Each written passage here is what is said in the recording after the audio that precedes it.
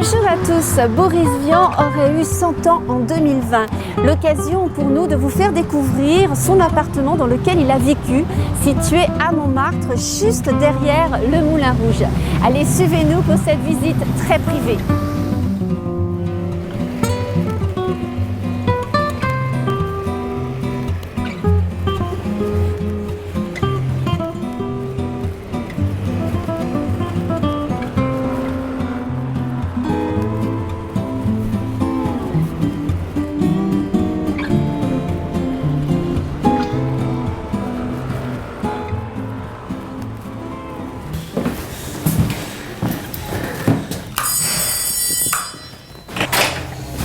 Bonjour Nicole.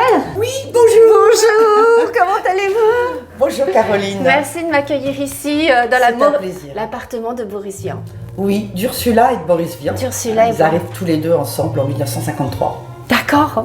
Et donc vous allez commencer finalement cette promenade déjà sur le palier, j'ai envie de dire. Mais oui, qu'est-ce que c'est que cette chaise là qu'on a juste en face? C'est la chaise de Boris Vian sur laquelle il a écrit à peu près toute son œuvre. Ouais. Et on peut même dire qu'il a écrit une partie de l'Écume des jours dessus, etc. C'est une chaise un peu mythique, sacrée pour nous, toute simple. Ouais. Et puis juste en dessous de la chaise, vous avez la porte d'entrée de l'appartement de Jacques Prévert. Ils étaient voisins? Sur le même palier. C'est dingue. On n'a jamais su exactement pourquoi et comment. Ouais. Gardons le mystère. Alors vous allez me suivre tout de suite sur la terrasse des Trois Satrapes. Eh oui, je sais que vous la découvriez, voilà. Ah, puis c'est pas la petite terrasse, dites-moi. Oui, c'est la terrasse du Moulin Rouge en fait. Terrasse du Moulin Rouge.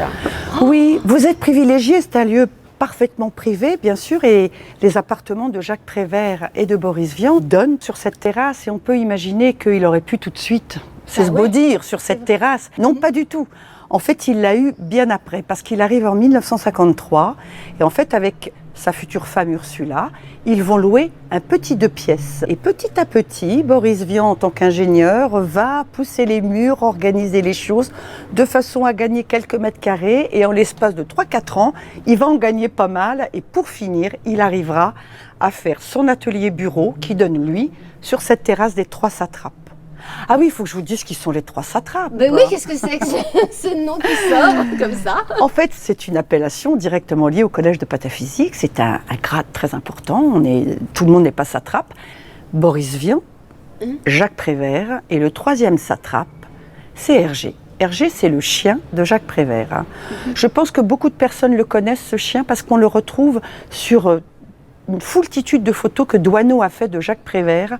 On voit cette espèce de grosse boule de poils noirs, souvent à côté de lui. Ouais. C'est Hergé. Hergé a son diplôme et il l'a même signé avec sa petite patte. Pour vous donner un détail personnel, je suis venu à la pataphysique vers l'âge de 8 ou 9 ans, en lisant une pièce de Robert de Flers et de Caillavet qui s'appelle La Belle Aventure. C'est vraiment le dernier endroit où on peut s'attendre à en trouver quand on n'est pas pataphysicien. Mais elle contenait notamment cette réplique. Je crois qu'elle peut initier tout le monde très aisément et très rapidement à la pataphysique, et c'est la suivante. Je m'applique volontiers à penser aux choses auxquelles je pense que les autres ne penseront pas.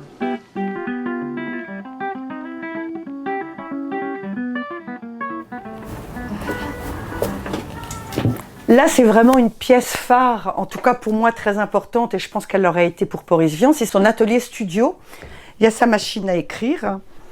Il n'aime pas plus que ça taper à la machine. Hein. Il aime surtout écrire, Boris Vian. Il y a des milliers et milliers de manuscrits, mais enfin de temps en temps, comme il aime le travail bien fait, il est très utile, ensuite après les manuscrits, d'avoir une partie dactylographique ou tapuscrite, comme nous les appelons. Est-ce que vous savez ce qu'il a écrit ici, composé? Qu'est-ce qu'il a travaillé sur ce bureau? Alors, ce que je peux vous dire, c'est qu'il a travaillé sur ce bureau, par exemple, tous ses articles de jazz à partir de 53 pour Jazzot. Hein, vraiment, c'est fait ici. Il y a Franck Thénault qui vient de temps en temps prendre les articles. Boris est là, il n'a pas fini l'article. Il finit l'article comme ça, au pied levé, et il y a Thénault qui lui dit « Mais monsieur Vian, mais vous êtes un génie !» Et là, il y a Boris Vian qui se met en colère et qui lui dit « Non, je suis pas un génie, du con. » Excusez-moi, Thénault le sait, paix à son âme. je travaille. Il a conscience quand même, Boris Vian, que tout ça, c'est beaucoup de travail. Alors, il y a quelque chose que je vais vous montrer, que j'adore, qui est vraiment quelque chose qu'il a lui-même dessiné, qui est en fait cet objet, ce cadre, pardon, voilà. Qu'est-ce que ça représente? C'est la machine à confesser. C'est une sorte de machine à claques, vous voyez. Ah oui, on voit la main, on pousse la Voilà, main. et puis il y a des clous qui vous rentrent, voilà, dans le postérieur. Il y a quelque chose qui est aussi pas banal à l'époque, mais très banal aujourd'hui, hein. C'est les fameux téléphones de bakélite. Ah oui. Et Boris Vian va moins écrire de correspondance à partir de cette période-là, parce qu'il va tout simplement faire comme tout le monde, téléphoner. Aujourd'hui, on a les mails, mais à l'époque, on a ça. Ça, c'est un robot qui lui appartenait? Oui, tout à fait, oui. Alors celui-ci, bien sûr, il fonctionne comme tous les Teen Toys qu'il y a dans la maison et tous les objets. Boris Vian déteste les objets inertes. Il aime les objets où il se passe quelque chose. Il faut qu'il fasse du bruit, il faut qu'il cronc-cronc, comme dit son fils, il faut qu'il cronc-cronc, qu'il crac-crac, quelque chose. Un frigidaire, un joli scooter, un atomixer et du Dunlopio, une cuisinière avec un four en verre, des tas de couverts et des pelles à gâteau, une tourniquette. C'est quoi ce Ah, bloc en bois là qu'on oui, aperçoit? oui, c'est le soutènement en fait de la mezzanine qui se trouve au-dessus, puisque Boris Vian va découvrir qu'il peut percer le toit. Il va le découvrir, ou il va surtout le faire. Et comme il va percer le toit, il peut faire une mezzanine. On va trouver l'escalier derrière. Et donc là-haut, il va se faire une chambre à lui. Et surtout, à partir de 57-58, quand il va se rendre compte que vraiment il a des périodes où il va très mal à cause de son cœur et où il a besoin de se replier, de se retirer. D'accord. Mais il avait les outils qu'il fallait?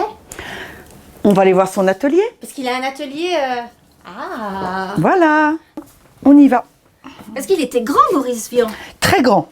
Parce qu'ici, c'était pas trop petit pour lui? Ah ben, il était obligé de faire un compromis, hein, mais il y a des endroits où c'est haut de plafond, comme la chambre de son fils.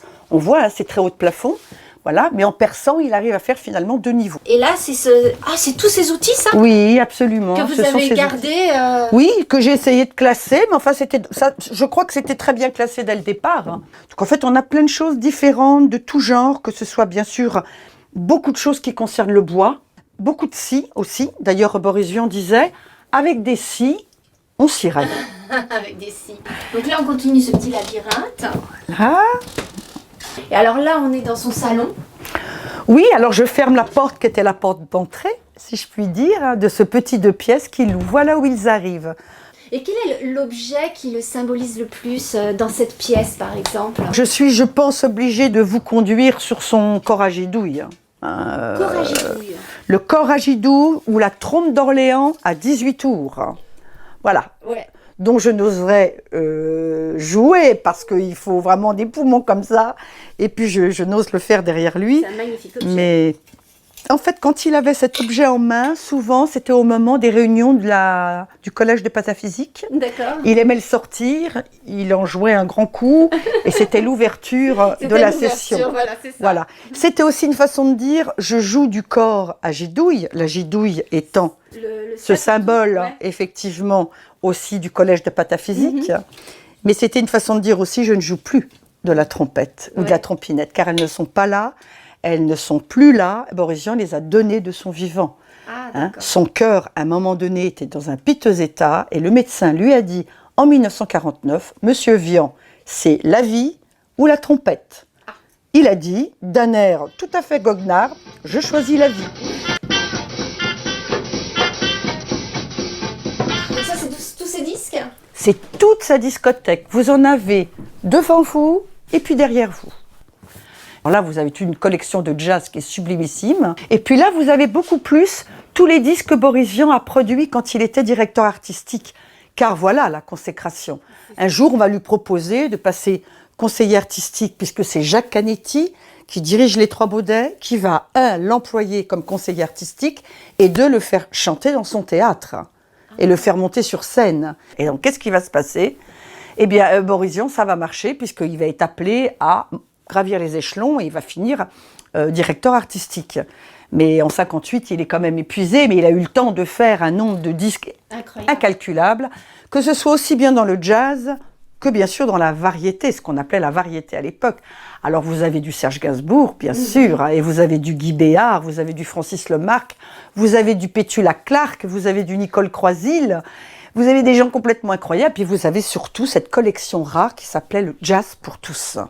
Boris Vian estimait que le jazz était pour tous et il a fait une collection qui a eu un succès phénoménal, avec notamment Sidney Bechet, Louis Armstrong. Mais Boris Vian, de quoi il rêve? Que son Écume des jours soit lue, Oui, c'est ça. que son Herbe rouge soit lue, que son J'irai cracher sur vos tombes soit reconnu. Il est interdit. Les procès sont tombés. En 1950, 51, 52, 53, hein, ça a duré longtemps. En fait, ils sont passés au pilon et ils ont été interdits. C'est fou. Hein. Et alors là, ce sont tous ces livres. Pourquoi il y a beaucoup d'équerres, de compas, de choses comme ça? Alors l'ingénieur a gardé quelques bien outils sûr. parce que finalement, je vais vous donner un petit secret. Pratiquement dans toute l'œuvre de Boris Vian, vous avez un rapport avec un ingénieur de près ou de loin. Now, just how many varied professions have you had? First of all, I was an engineer because I didn't know anything about mathematics. It's just like Italian, you know, so I had to learn about it. So I learned mathematics and I was an engineer. And it was very convenient because I wanted later to do some silly things, let's say, and I had to get a diploma to do it conveniently. You became a writer instead. No, I was engineer first, but during my working hours I had some, let's say, spare time, so I was writing books. C'est pas qu'il garde les choses, mais il fait un tri et ce qu'il garde, en fait, il s'en sert tout le temps. Ou ça lui rappelle quelque chose. S'il trouve un truc un peu marrant et tout, s'il lui voit quelque chose aux puces, parce qu'ils aiment chiner, notamment les chess-cœurs par exemple, ou notamment le fly-tox par exemple, voilà, Boris Vian, ça va lui plaire. Ça, c'était pour enlever les cafards. Ah oui, d'accord, oui, oui. Après-guerre, c'était assez courant et tout. Mais bon, il aimait bien faire ça aux copains, etc. Il mettait de la farine, enfin bon. Il était assez joueur en fait. Ah oui, très joueur. Vraiment, amusez-vous, hein, jouons. Toute l'œuvre de Vian, elle est faite pour jouer. Ça va avec vraiment ce personnage qui fait les choses très sérieusement, sans se prendre au sérieux. La langue du pays. Gelati, spaghetti, frittati, legumi, salami. Panino, vitello, formaggio e brodo di pollo. Minestrone, nappa, gazosa e cioccolata. Les signori sont servis. Et bien voilà, c'est terminé pour aujourd'hui avec cette belle visite de cet appartement atypique de Boris Vian. Nous, on se retrouve très très vite. En attendant, vous n'oubliez pas le numéro d'août d'Antiquité Brocante. Allez, je vous embrasse très très fort. Prenez soin de vous et à très vite. Ciao!